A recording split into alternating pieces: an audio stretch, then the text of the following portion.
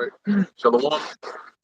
First and foremost, we want to give all praises, honor, and glory to Yahweh, Ba'ashem, Yahweh Shai, Ba'ashem, Rakak Kodash.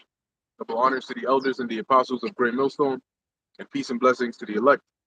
And we are here once again, okay, a day before, the Passover, which, a lot of interesting things have been taking place, in really like the recent last week or two, okay, that Yahweh Ba'ashem, Yahweh Shai has caused, this this controversy in a way, because that's what it is, to come up. All right, you had the mention, all right, of all the news about the elder high priest Ariah, and then you had, I think, either prior to that or right around that time, you had this the slow surfacing of the hell stuff, to talk about hell, from the IUIC and so on and so forth. And now the Lord is really bringing out a whole lot of information, and setting all these things up. And we always have to keep in mind, because we say this all the time, that getting towards the Passover, the Lord starts to trim the fat. He starts to sift. He starts to, cause things to happen. As a matter of fact, let's actually start off with the book of Numbers. Is it the 16th chapter, 18th chapter, the one with Korah, Dathan, and Abiram? 16? Let's read that whole chapter. Whoever got it can bring it out. This is Matthew chapter 13, starting from verse 24. It says, "Another parable put he forth unto them, saying, The kingdom of heaven is likened unto a man which sowed good seed in his field. But while men slept, his enemy came and sowed tares among the wheat, and went his way. But when the blade was sprung up and brought forth fruit, then appeared the tares also. So the servants of the householder came and said unto him, Sir, didst not thou sow good seed in thy field? From whence then has it tares? He said unto them, An enemy has done this. The servants said unto him, Wilt thou then that we go and gather them up? But he said, Nay, lest while they gather up the tares, ye root up also the wheat with them. Let both grow together until the harvest. And in the time of harvest, I will say unto the reapers, Gather ye yourself together first the tares, and bind them up, and bundle to burn them, but gather the wheat into my barn." Pretty much it. Edomites, but in that time, yeah, you're gonna have the Edomites that are gonna be judgment gonna be cast upon them, but you're also gonna have wicked Israelites that the Lord is gonna cast judgment upon. Okay, because one thing about Jake is they hate correction, they hate reproof, and ultimately they hate order. Because correction, reproof, all of these things, they fall under what? Order. And Jake doesn't like that. They don't like having to be told what to do, or having to come under somebody and be subject and all of these things. But what do you think the kingdom of heaven is going to be like? All right, in every aspect of creation, there's a hierarchy. There's someone above another, above another, above another. That's how it goes.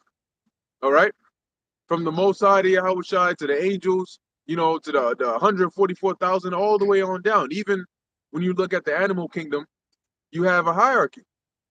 When it comes to the food chain, when you have the whole concept of the king of the jungle, that in itself is a hierarchy. When you deal with a lion, there's the head, the male, and then you got the females, and then you got the cubs, and they're all in their proper order.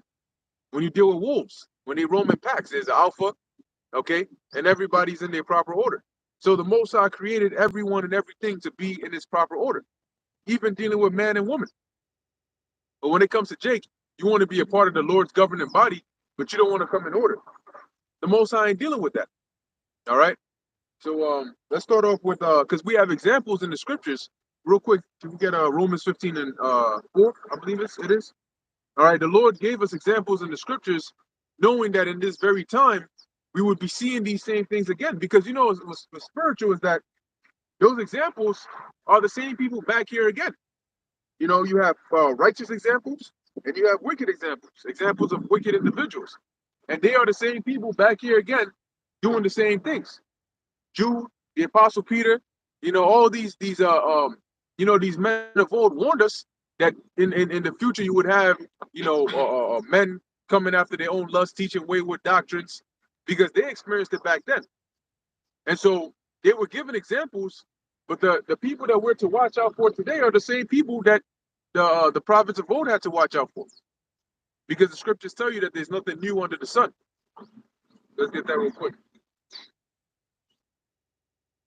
This is Romans 15:4. For whatsoever things were written aforetime were written for our learning. Aforetime meaning in the past, right? So whatsoever things were written aforetime, meaning that they were recorded. Okay, they were recorded down in the past, and it's really pertaining to the things of the scriptures, because it's not everything that's been recorded in history that is for our benefit now. Paul, the apostle Paul, was referring to the things that are recorded in the scriptures, in the Bible. It's written for our learning. Go on. That we through patience and comfort of the scriptures might have hope. Right, that we through patience and comfort of the scriptures, because patience is suffering, and we are suffering right now, but we're also being comforted at the same token. So in the sufferings because comfort is not really comfort if there's nothing to be comforted from, right? If you're not suffering, why do you need comfort? Comfort is a concept that is bound with discomfort or suffering. Same with relief. If you don't need relief, there's no such thing really as relief, because what are you getting relief from? When you're in pain and you take Tylenol or you take Advil and they say it'll offer you relief, what are they really saying? They're saying that it's going to take you from the state of pain or suffering that you are originally in. Okay. All right. Cool. So Ayash, are you able to send a link to Aharon, his email, to join you on your stream? That might actually be. I just thought about it now. We could have really just been using StreamYard all the time. Oh yeah, cause In that case, just close this and stream it regular. Okay. Yeah, just end it. We'll be right back. Stream it regular.